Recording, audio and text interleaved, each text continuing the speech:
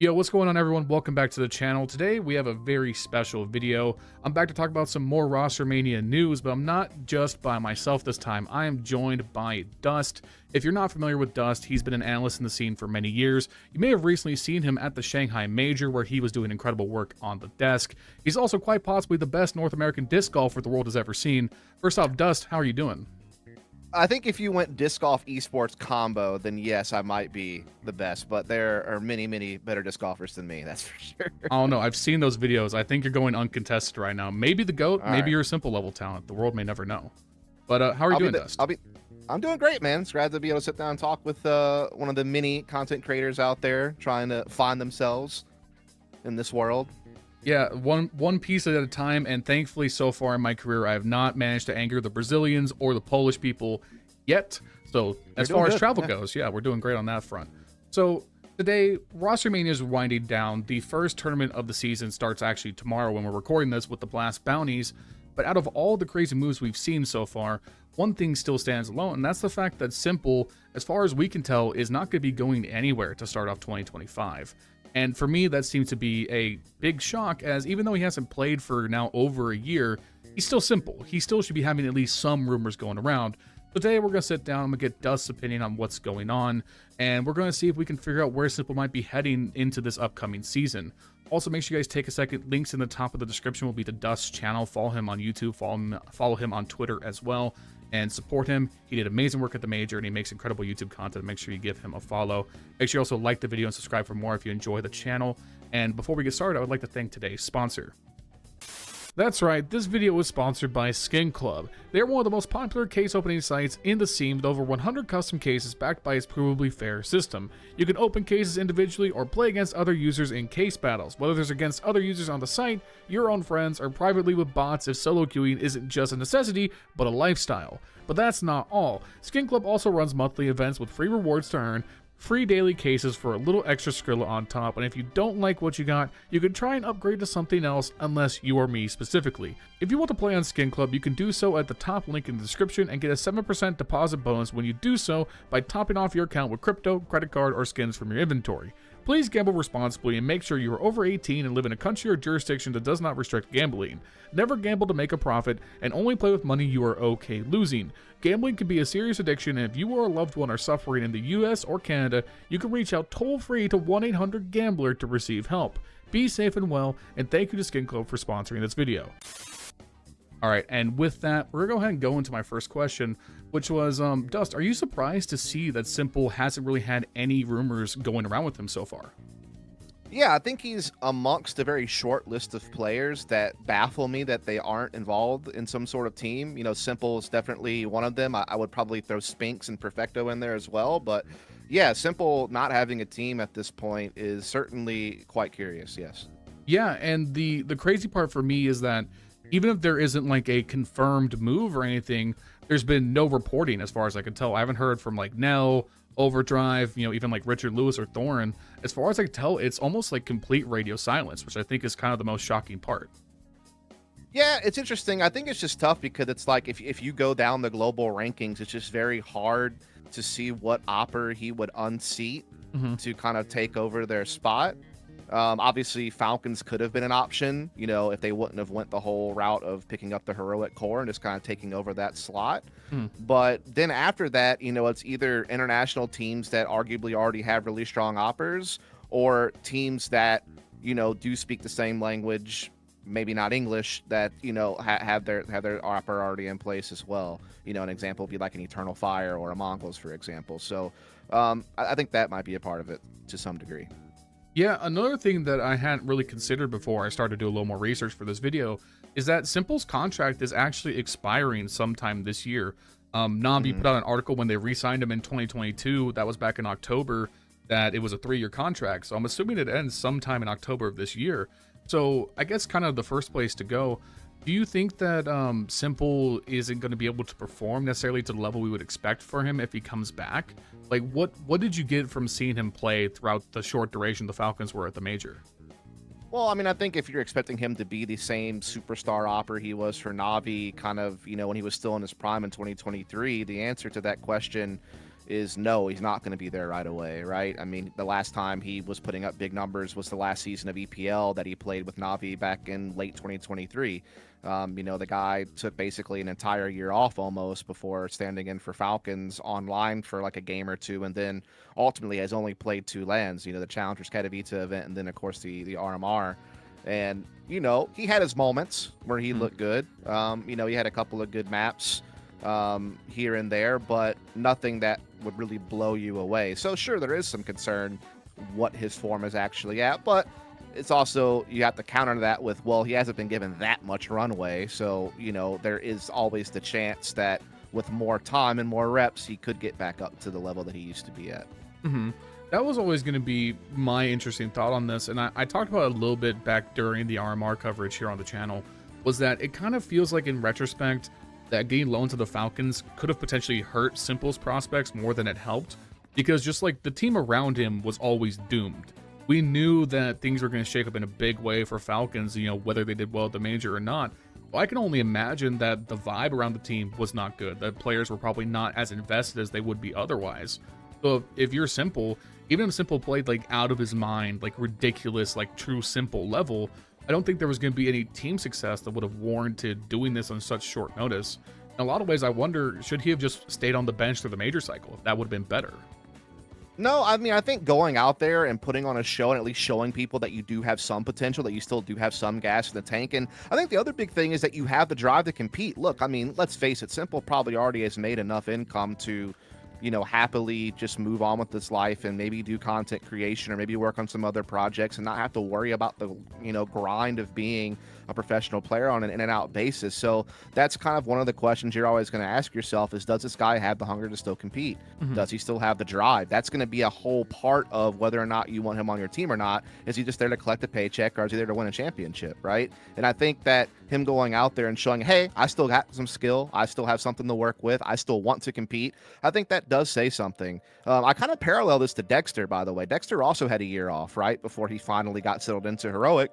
And over time, he got increasingly better and better as a player and had some big moments at the major. So in my mind, that's kind of the example you can kind of look at, and maybe the trajectory that, you can expect from someone like s1mple, who had a higher, top end than Dexter had. And so if Dexter was able to do what he's done, I don't see why s1mple couldn't do it too if he put his mind to it. Okay. Yeah, that seems totally fair. I just wonder if maybe had Falcons had a more permanent situation that wasn't going to immediately implode, maybe s1mple would have had more time to bet into the team. But I guess that's all just kind of speculation and hindsight. Moving on from there, out of the teams that, kind of setting aside all the moves that have been made, if we were to wind back to like the beginning of December and you were looking at the landscape going into Roster Mania, were there any teams you would have liked to see try and approach s1mple during this offseason? That's a tough one. I mean, I think obviously if you're NAVI, considering how they kind of crashed and burned at the end of the year with the the Blast World Final not going their way, not making the major playoffs, you already have that guy under contract, so you don't have to worry about spending any money other than his salary. I felt like that is obviously an option that NAVI will have to consider going forward, and maybe they will. I always thought that, had Brokey not have popped off the way he did in the major playoffs, I would have even said that FaZe might have been a target for him to be looked at by, no doubt about it. And then outside of that, it was going to come down to, does Falcons want to continue that loan process if they didn't go the route that they did? Or I'll tell you what, like if m1NESY does wind up leaving halfway through the year to go to Falcons, which is kind of a rumor that's floating out there, G2 is going to need an opper. And I mean, unless they decide to just go for the trade and bring Dexter into the team plus money to give m1NESY over, I mean, I think you'd have to consider s1mple if you're G2. Okay. Yeah, I mean, another team that kind of comes to mind now with how things have turned out would be, I mean, Heroic has to be sitting on a hoard of cash. I mean, they've sold Stallion and Yabby the year prior. They sold their entire goddamn lineup this offseason. I guess it would just beg the question of whether they also Heroic... sold a spot. I mean, you got to think about that too. It wasn't just the players. They sold a slot into one of the prime positions to be an awarded tournaments. And yeah, they kind of took over Songal's spot, but that was certainly much lower than where they were at. So yeah, I'm sure they did make good money there. There's no doubt about that. You're right. Yeah, some of the rumors were quite high, so I wonder if Heroic were ever in a position where they were going to consider taking that kind of risk. I guess in my dreams, we would have Kerrigan and s1mple together, but I guess they'll continue to be wild fantasy. Unfortunately, I still think Brokey's going to need to get replaced at some point. I guess I'll save that for a different video. But yeah, I think FaZe would have been the first on many people's minds. It just unfortunately didn't work out that way. Yeah, I mean, especially since they still did have one more move they technically could have made. After Leash comes in for Rops, they could have still made one more move and kept their 3 and kept their position. So it certainly could have been an option. Not to go too far into North American fantasies, but can you just imagine Leash winning his first major with Kerrigan and also s1mple getting revenge for when they were on Liquid previously together? Maybe they'll beat coldzera out of nowhere in that major grand finals and really rewrite history. Again, fever dreams for another day, maybe. Yeah. I guess the biggest obstacle then is, do you think what's holding people back from pursuing this is more of s1mple's perceived value as a player or the buyout amount? I mean, it has to be considered that he has to be the most expensive player still. This contract was signed right at the peak of his powers back in 2022. I can't imagine s1mple being worth anything less than the most expensive player in the world. Well, at the end of the day, Falcons had enough money to do it, and they decided not to. And I think for good reason. I think, when you weren't able to get m0NESY to come over, picking up the Heroic core to be able to get that spot in line, in the Valve rankings made perfect sense to do that. And you probably still can get m0NESY later because guess who else's contract ends up in 2025? Oh, it's m0NESY. And here's the big thing. And this is a conversation that NAVI and G2 both have to think about. Look, for both organizations, NAVI with s1mple, G2 with m0NESY, their contract is up at the end of 2025. So what are you going to do? Are you going to let them go on a free, or are you going to try to get something out of the deal and be like, you know what, we've gotten some value out of this guy for the first half of the year before his contract runs up in 6 months, let's at least get some portion of his buyout, and try to work from that. And I think that's probably the strategy G2's going for with m0NESY, by the way. It's like, yeah, his contract's going to run at the end of the year. We don't want him going to Falcons for free. We probably will eventually sell him, but we just don't want to do it right now. Like, we want to still build up something the first half of the year. That way we can attract another big name opera maybe in the future. And I think for NAVI, it's a similar boat where it's like, look, we're going to hold on to s1mple for now because maybe we do decide that actually we do want to put him in the starting lineup if things continue to go in a downward trajectory. But if not, maybe 6 months from now, it's like, you know what? Maybe that buyout number is going to start, slowly going downward before he winds up just going for free somewhere in 2026, right? So I think it comes down to that. Yeah, I think that would be the worst case scenario, really, for everyone involved, right? I think one of the most shocking moves of the offseason was Rops just walking away from FaZe. I think most people in the scene, myself included, don't really think about contracts being able to end in Counter-Strike because most often players are traded before they expire, outside of K Serato re-signing his death contract with Furia. So it's weird to think about that. These contracts do have end dates. And so FaZe ended up walking away from Robs for nothing, which just feels like as a company, it's like, yeah, sure, Robs won them a ton of trophies and he's a big part of FaZe's legacy, but you still would like to get some money for him if he's going to walk. Yeah.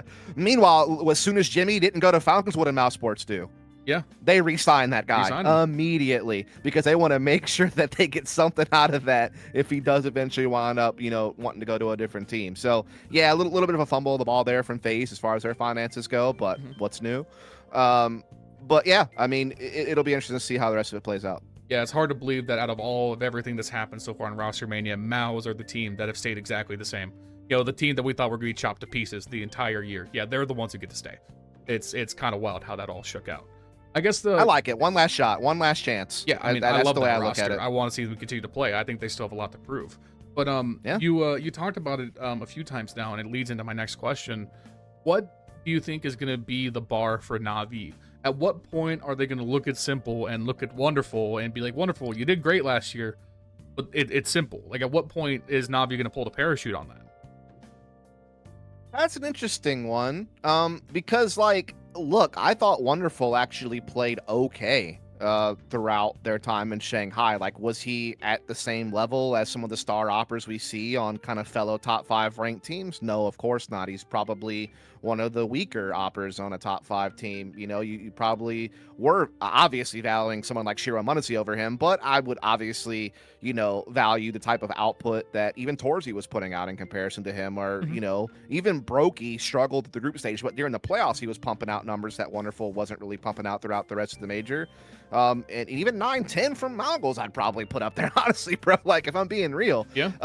But at the same time, like, one of the biggest struggles that Navi had were the fact that Bit and JL went missing. Yep. You know, those are like their two closest things to a superstar level player that they had, right? Like, neither one of them were going to be like top 3, you know, player candidates, but what, JL wound up being like 5th, I think, and, you know, Bit was somewhere in the top 10 probably. So I think that those two going offline would hurt. But that's the great thing about S1mple, is you could maybe plug him in as a hybrid and not have him as a full-time opper. And so he can replace a number of different people, not just Wonderful. He even expressed the interest in not being a primary opper at the beginning of CF2, if you'll remember. So yeah, I do think like there is a chance that we could see a S1mple return to Navi if the results keep plummeting. But a lot of that will come down to like Blade as a coach. And it seems like he's not really keen on the idea based on everything that he's put out so far. Right. How much do you think that would be a conflict with the kind of system that AlexiB is trying to run? Obviously, I think throughout his career, S1mple has demonstrated that if the system isn't like too loose, too built around what he's trying to do as a player, then he can kind of like push back against it in more structured environments. And AlexiB, you know, for good or ill, is known as someone who very much manages his team very meticulously. That's why I think Navi rose up so much more than what the players on paper could provide, was that the system was so good. Do you think that a lot of people were worried that S1mple could just disrupt that entirely? I don't know. I mean, I think that S1mple has probably seen the amount of success that AlexiB and Blade have had as a brain trust. I mean, they won a major. They went to 6 straight finals. They won 3 of those. They were tied for the most titles of any team last year. So it's like the success is right there. Like you kind of know that the system is proven. So I think S1mple can kind of see, okay, like they clearly have a roadmap to success. But I think there is always the idea that, hey, you have to kind of balance things. Like, yeah, you have to have a system, but sometimes you do have to give players agency to, you know, play off of their intuition or to go for opportunities if they see them. And I think that in any team, there is going to be some give and take on how much freedom you give a player, how much you want, you know, micromanaging to kind of really rule the day. And that's always a balancing act you're trying to figure out. So look, I think S1mple would be totally fine. Like, I'm sure there's going to be certain rounds where he would be totally fine to go along with the plan, and then there's going to be some rounds where maybe you let him work with the op a little bit in the mid round and see if he finds anything or see if he sees something. I mean, the dude has plenty of game sense and understanding of how to play this game, so I don't think it would be too disruptive. No. Okay, I guess that kind of leads into my last few questions then. Now that we're approaching, it's going to be like over a year and a half, I'm pretty sure, since S1mple originally stepped out of the lineup. Is there a certain point where you think it's like been too long for S1mple to maybe come back to be like a top 15, top 10 type player? Like, at what point is S1mple no longer going to be able to fit into that kind of the star mold that he's defined himself in throughout his career? I think it will largely depend upon, you know, how much he wants it. How much is he willing to grind? How much does he really want to return as a top player? Like, is he still fueled by the desire to be a champion, to be an MVP, to be an HLTV #1, like whatever, you know, goal you want to call it? Is he really looking to do that? Or, you know, is he comfortable where he's at in his life? Is he fine? Does he, you know, he's got all the money he wants. He's got all the fame and recognition. He already is considered the GOAT of CSGO. Like, he already has so much that he's accomplished. Like, does he really have the drive to accomplish more? If he does, I don't think there's any problem here. I think the fact that he went through this major cycle with Falcons at least let him work some rust off, went through the, you know, motions of practicing and preparing and playing official matches with high stakes on the line. You know, that kind of gave him a little bit of a sense of kind of getting back out there a little bit. Again, Dexter took an entire year off too and was able to make a comeback. So I think it's very much possible, but it all comes down to the player, the mentality, you know, the dedication, and, you know, again, just how bad does he want it? I think that if he does, he can work himself into a position where he's still a strong player. Okay, and then kind of just the last question then. do you think that there's any possibility that he's going to be playing in the first major this year? Do you think there's any possibility we see him in the build up to Austin? I guess the only way it would happen for Austin is if it was with NAVI. I don't think any other team is going to make a move that quickly. That seems like they've already kind of made their plays, if you know what I mean. So I think the only way it would happen is return to NAVI. If NAVI continue to just like plummet downwards for whatever reason, then that would be the only way it happens. So my answer is very likely not. The only way it would is NAVI. Very likely, if we are going to see him again, it'd be the second half of the year. Okay. All right. Well, that's going to be it for us. Let us know in the comments down below what you guys think about the current state for s1mple. Are there any teams that you would be excited to see him go to? Do you think there's any chance we're going to see s1mple within the next calendar year? Let us know in the comments down below. First things first, like I said at the beginning, please go and follow Dust, linked in the top of the description. He's making great analysis content over on YouTube. Hopefully we get to see him at more big events going into the new year. Dust, thank you for taking the time to talk to me, man. It's been great to chat up with you. Yeah, man. Always happy to help out, and thanks for having me. Cool. All right, guys, that's going to be it from us. Make sure you guys like, comment, subscribe, all that good stuff. Thank you to my channel members, Justin, Jesse, Furley, Bubblesj, Milan Berta, Dr. Cocktor, and Patatas Kaltesi. If you want to support me directly, you can do so at the link in the description down below to become a channel member. You get an exclusive role in our community Discord, and you get your name at the end of the video just like this. So thank you to all of our channel members. Make sure you guys follow me on Twitch in the description as well. I'll catch you guys soon with another video. Take it easy.